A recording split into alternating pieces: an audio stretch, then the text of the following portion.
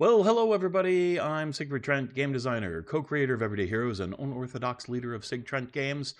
Today I'm going to update you on what's going on with Sig Trent Games this week in week 12. I will offer you a little gaming design advice and talk about my life in general, although there's not going to be a whole lot of that this week.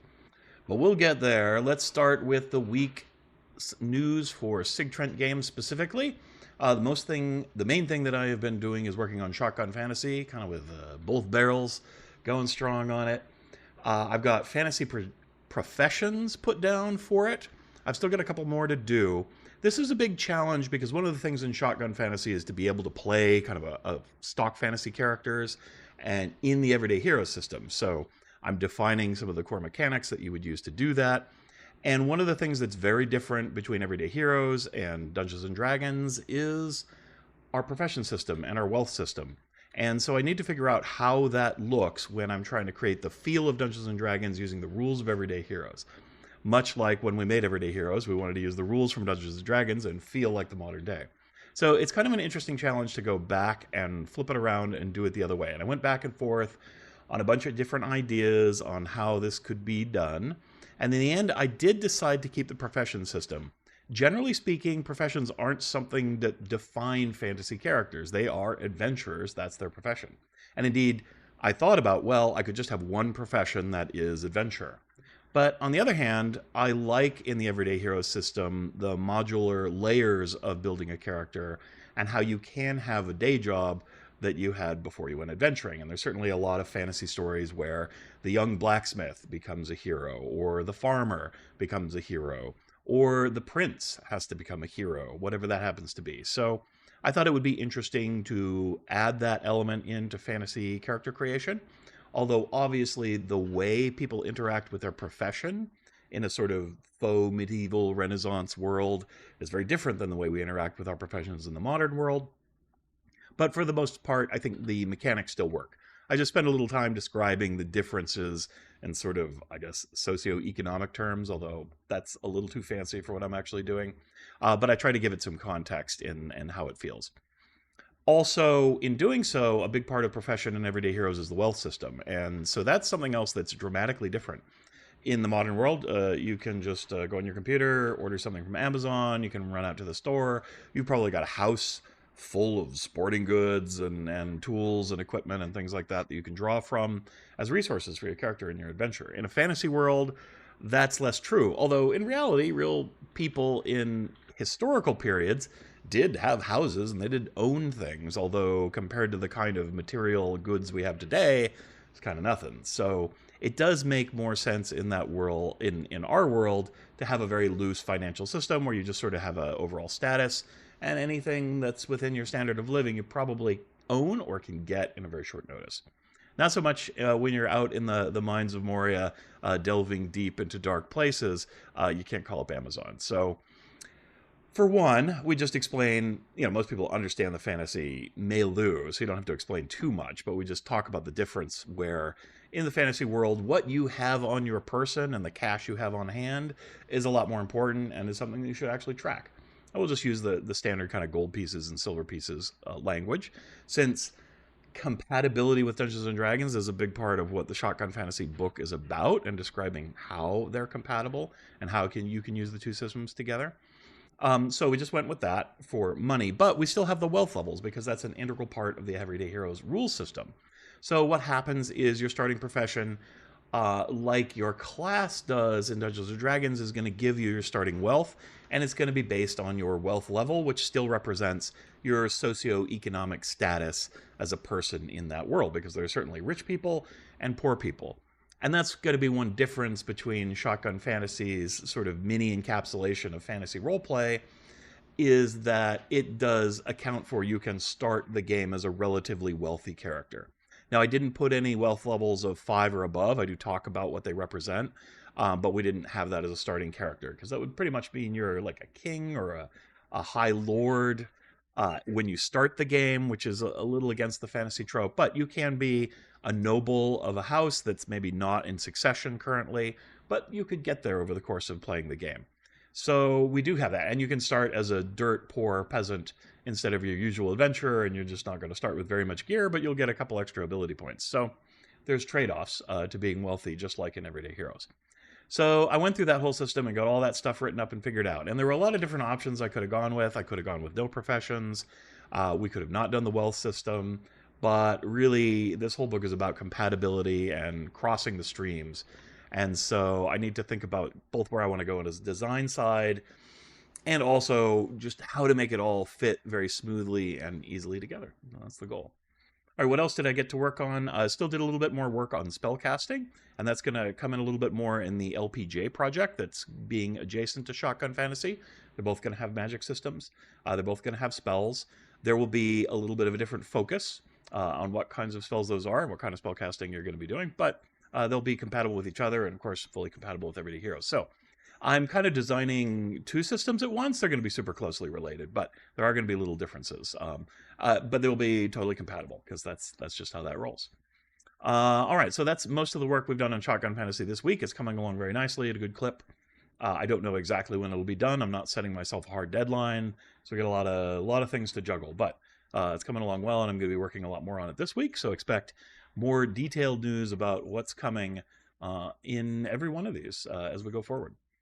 So I've also talked about the new LPJ project. We're really excited about that. I announced it last week. I still don't have a name for it. I have a code name, but I'm not going to share the code name because it's probably going away. And code names have a bad way when you make them public of becoming the permanent name of the project. And this isn't a good permanent name. So we'll just keep that under wraps for now. But the main work I've done is getting it all outlined, figuring out what the product vision is and what the content's going to be. And so I've done that. All right, electronic infrastructure is another thing that's going on. That's something that Anne is spearheading. So she's setting up a services server, a web server home here so that we can access it from both of our computers and make calls. The end goal of this particular software project is to help automate the posting of announcements and news and that kind of routine marketing work that we do, which takes up a lot of time. It's quite a lot of effort. And a big part of Sig Trent Games is to try and streamline and make easy a lot of the day-to-day processes of running a business so that we can focus on the game design and the fun parts, right? And getting out there and promoting the game and all that kind of good stuff. So all that is coming together pretty well. Sales, very slow right now. I didn't expect a lot of sales. Usually with most products, you get an initial burst, and it tails off. But still, every couple of days, I'll get notified that we've sold another set of hero sheets. And I've gotten good feedback from people talking about how much they like them. And all that kind of good stuff. But a couple people had trouble getting the updated versions from Sig Trent Games. So if you run into those kinds of problems, just jump on the Discord. There'll be a Discord link down in the show notes for this.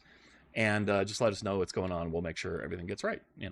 So kind of personal service and making sure everything happens is the benefit of being a small business. And so we want to provide that always.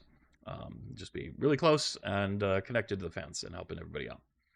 So speaking of which, a big thank you to everybody who's been very supportive. Got some really nice notes over the weekend from folks on our Discord and on Facebook, and I really appreciate the support. You guys are great and working hard to make something new that you can spend money on and support us. So thank you very much for all the support so far.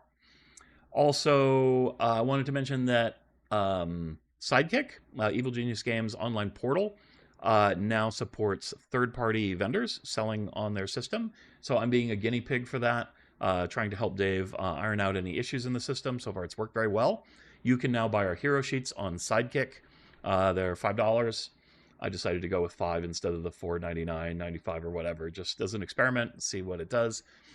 So if you do buy those there, you're going to be downloading. It's not integrated into their character generation system or anything like that. It's just a package of the files, just like the other places where you can buy it. Download it on your computer, print them out, fill them in, or fill them in and print them out as you like. It's pretty much the same deal.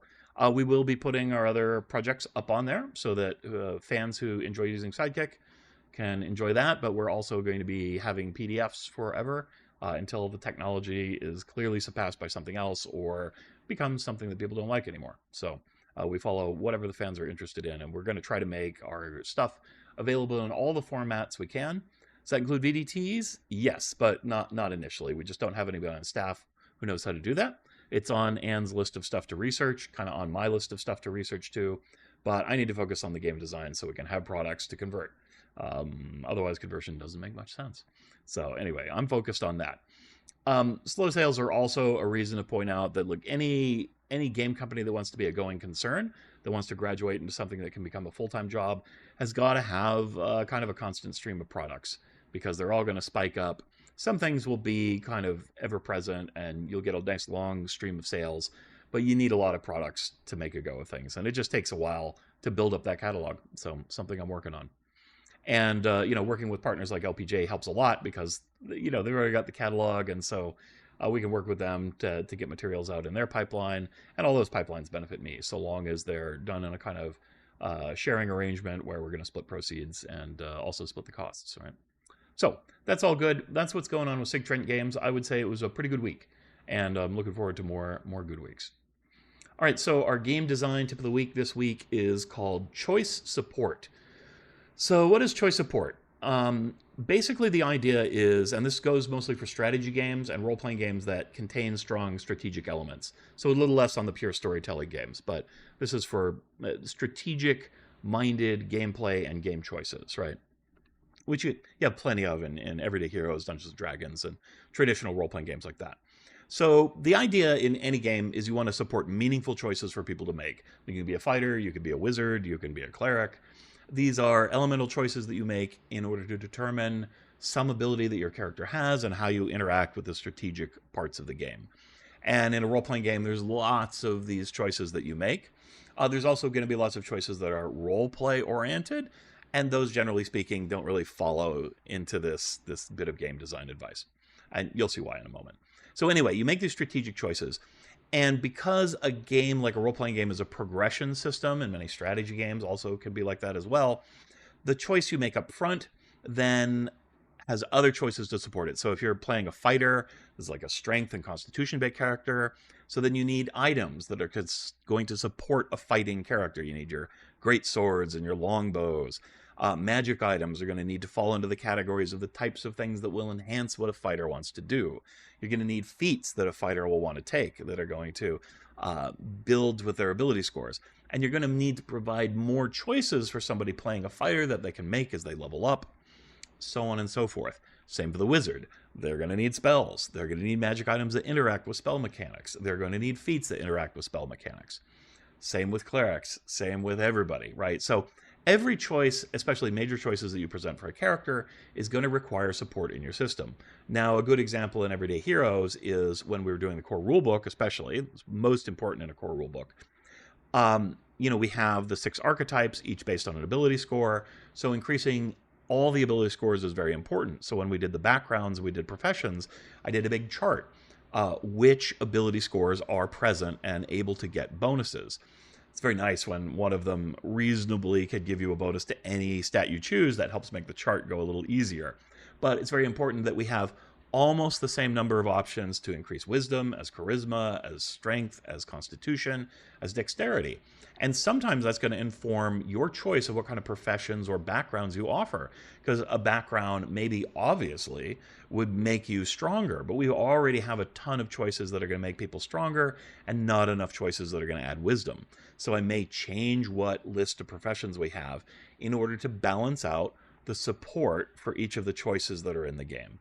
Same goes with every element, with the feats, with the professions, and all that stuff. So that's the main solution, I guess, as part of the problem, is how do you do the choice support? And my main answer is you set soft quotas in how much support you're going to give each thing, and then you measure against it, right? So for professions, it was ability scores and skills were the 2 things that needed to be equally and generally supported. Now, not necessarily every skill needs the same level of support. That depends a little bit on how much you think that skill is going to interact with the classes you have, how it's going to interact with the genre of the game, and all that kind of stuff. So if I'm doing one that has a lot of magic stuff, well, obviously supporting the Arcana skill is probably going to be pretty important, because that's going to be a little bit of a focus of that supplement. So different supplements are going to have different areas. And that brings you into another challenge, not just as a game designer for a specific product, but as somebody who's managing an entire line of games. So like at Dungeons & Dragons or Call of Cthulhu or something, you've got people who are not just in charge of a specific book, but they're in charge of the whole line of books. And even there, you're going to want to be thinking about, look, if we publish 6 books in support of wizards and only 2 books in support of fighters, and we have an audience that's about evenly split between fighters and wizards, well, there's going to be a glut of wizard books that people aren't necessarily going to get, and not enough fighter books, and they'll feel like, oh, the developers hate fighters or something like that, right? I've seen this happen in MMOs all the time. This is a big challenge in MMOs. And so you really need to be looking over all the products that you're putting out to make sure that it is supporting all the different choices that are in the game in some way, shape, or form. Which introduces what I think is the final challenge in a growing game ecosystem, is when you want to introduce a new choice. So I'm making a new archetype. Well, there's a whole bunch of books already for everyday heroes. Are they going to support that archetype? And the answer is yeah, no, basically they won't.